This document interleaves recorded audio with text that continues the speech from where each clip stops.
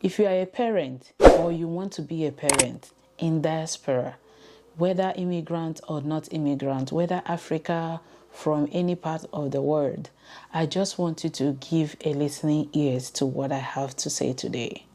This is me speaking from my heart. This is me talking to us from my heart, considering what I have gone through since moving to Canada. Before I moved to Canada, I wasn't really intentional about this. However, I'm going to be sharing with you guys some stories. Very short one, not a long one.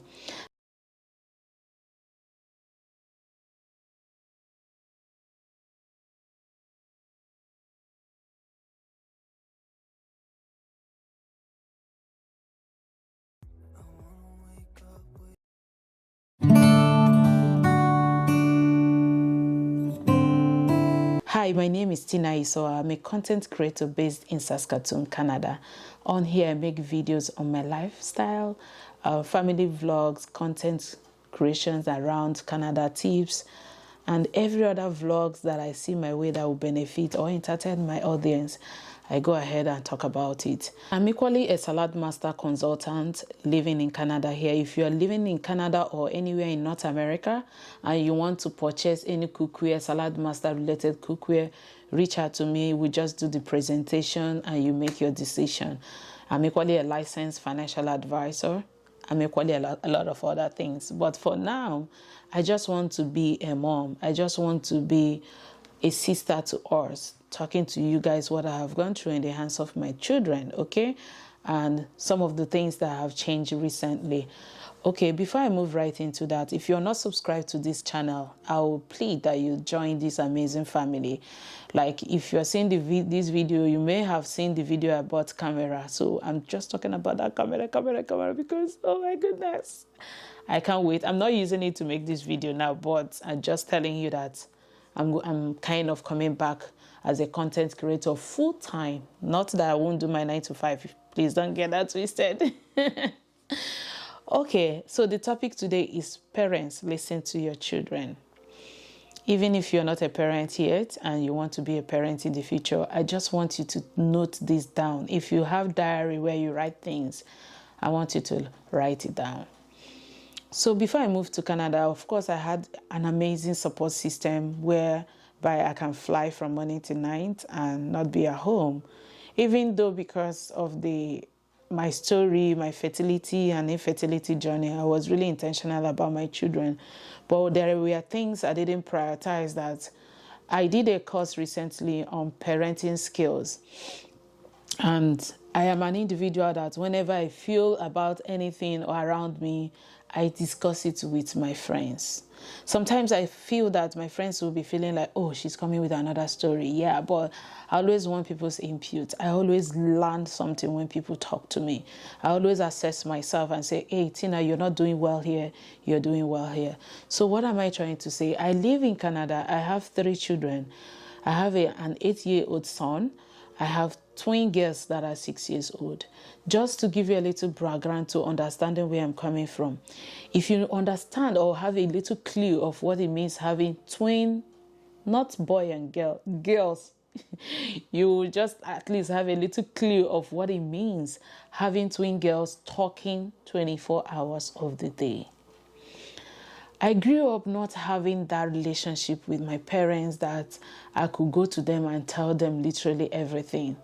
And when you even have the opportunity to talk to my mom or if I were just scared of my dad, to talk to my mom is always going to backfire. Like, hey, I know this is what you would do. How do I believe you? You know, that repulsive relationship was there that I didn't have to discuss anything. But I felt that wasn't right. Here, these children will actually be beside you and not tell you anything. They will be busy talking to themselves.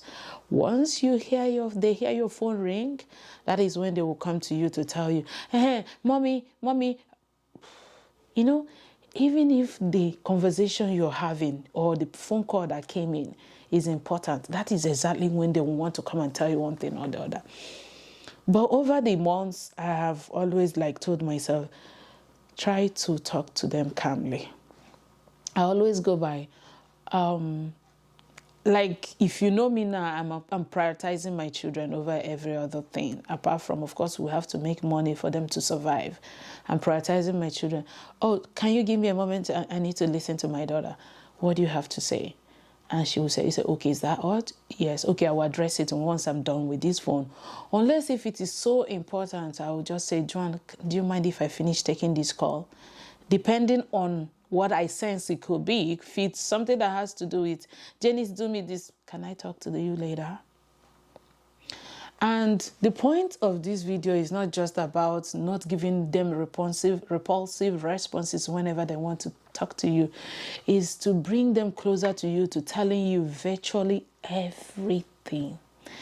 And I am super grateful for the kind of man I have as a husband, that even if I am not presently there, my children are always free to go discuss with their dad, tell them, this happened, this happened.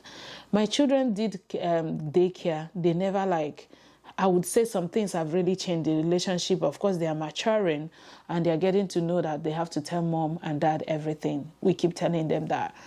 But they weren't coming home telling me this happened at school, that happened. They did kindergarten last year and they didn't come telling me this happened, this happened. But I would say since grade 1, they started in September to date, when I became intentional about discussing virtually everything with them, I've realized that my children come to me to tell me things.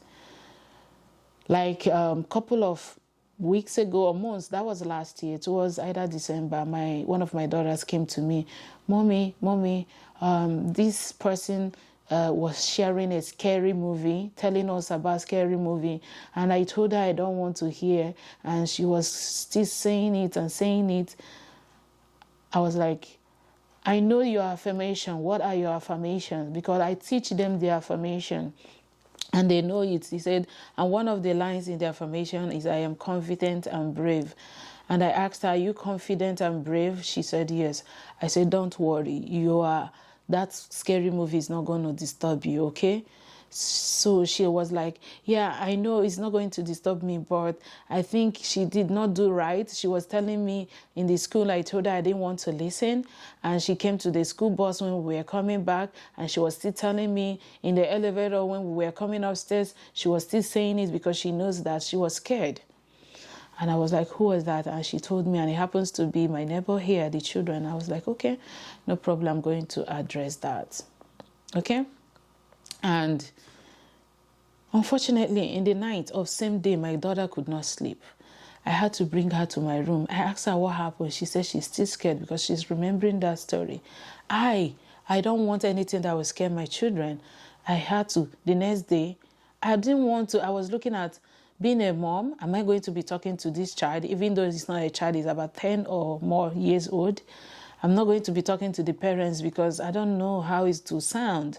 So what I did was that because they're in grade 1, they can actually walk to the bus themselves because the bus comes in front of our house to pick them up. However, on that fateful day, I decided to walk her to the bus. And when we got into the elevator, I saw the children. I was like, oh, Joan told me you were telling her one scary movie. She didn't like it. Please don't tell her the story again, okay? Thank you so much. Meanwhile, of course, I had to do this because she's an African child, an African mom, Nigerian mom. It will not be misunderstood that I spoke to the child that I'm not supposed to talk to. So it wasn't a big issue. And I never took it to the mom. But what I'm trying to say here is that I listened to my child. I brought her close to me, and I was able to talk her out of that scary moment. And she even slept with me and felt so happy the next day. But the main purpose of this video, I would say, is when I say listen to your child, it will be when my girls are talking, they are saying sensitive things that parents should listen to. They are saying a lot of things that you should be intentional about. Sometimes when I'm listening to them, I'll ask my husband, did you hear what she said? Did you hear what they said? Because they say things like, oh, when I grow up, I want to be this. And when I grow up, I want to be that. One thing my daughters has been asking me is to buy a real pet for them. One say I should buy a real dog. The other one say I should buy a real cat. And I told them, unfortunately, I cannot invest in pets now. I don't even have money. Talk more of investing in pets. I cannot do that. This has been discussed over several months ago, but like literally yesterday, I heard them talking about it. They said, my dream. And I was like, can you imagine my children talking about my dream? My dream is in the next 5 years to own a real cat. My dream is in the next 5 years to own a real dog. Of course, I was listening to everything they say. And I was noting it down. If I get to that point whereby I see that they really love this and I can invest and manage the things that come with having a pet in the house, I will do that for them because I'm listening. And the other day, I heard them say, oh, they were playing with toys. And they were like, do you remember that day they mentioned a child's name whom I know in their class? Do you remember that day he told me this? And she said what the child told her. And I was like, much later, I called her, what did you say this child told you? Say, and I addressed it. The other one was a situation whereby she said, Mommy, they were playing with toy. And a particular toy was representing Mommy. Me, I am in the house with them. I'm in the house with them, and a particular toy was representing me when they were playing. He said, Mommy, I don't want you to go to work today.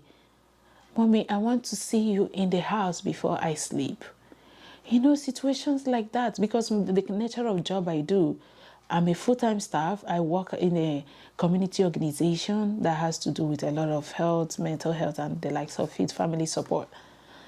However, I work morning this week. The next week I work evening, just morning and evening.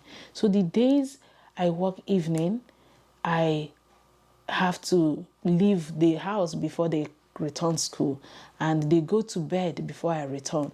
And I heard her say, Mommy, I don't want you to go to work today. And I was like, really? These children are actually missing me the days that they don't get to see me in the house.